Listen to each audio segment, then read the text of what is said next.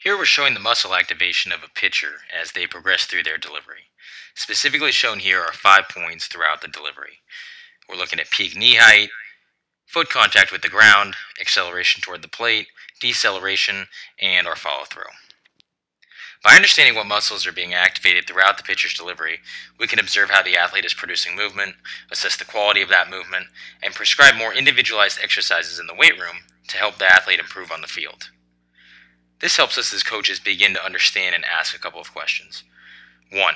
Irrespective of performance, is an athlete moving as efficiently and effectively as they could? And 2, are the exercises we program for this athlete improving the way the athlete moves on the field, or are they reinforcing poor movement patterns? So we'll start out here by looking at this contribution chart down here. So this is directly correlated with our pitching activation that you see up here. We've broken it down into 5 muscle groups, as you can see. This dark blue is our pec contribution, this is our lats, our biceps, triceps, and this green down here is coming from the delts. We've broken this down into a percentage of contribution, as you can see on the left-hand side here, running from 0 to 100.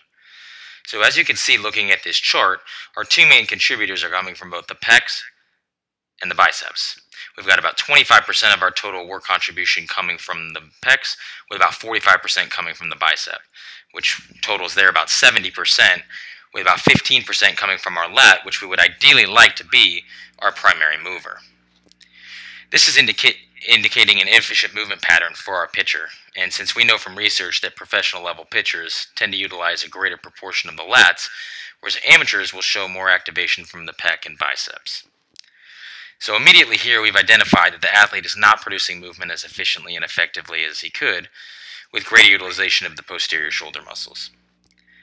So the next question becomes, are the exercises we program for this pitcher helping to correct the inefficient movement and move him closer to ideal, or are they further reinforcing the inefficient movement? Since we want more posterior activation, any type of rowing variation would make sense to strengthen the posterior muscles of the shoulder.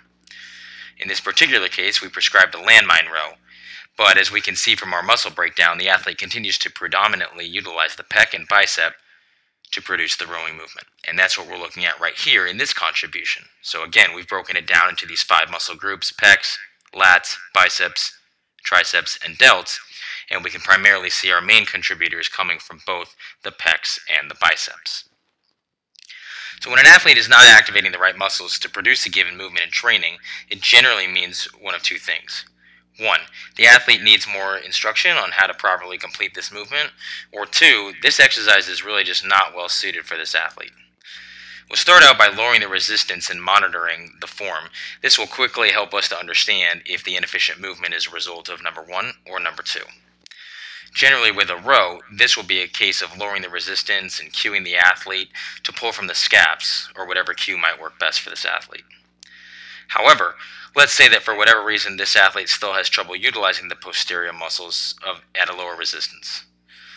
In this case, we might augment the row with an exercise that trains the athlete to quiet the biceps and pec while utilizing the scapular muscles.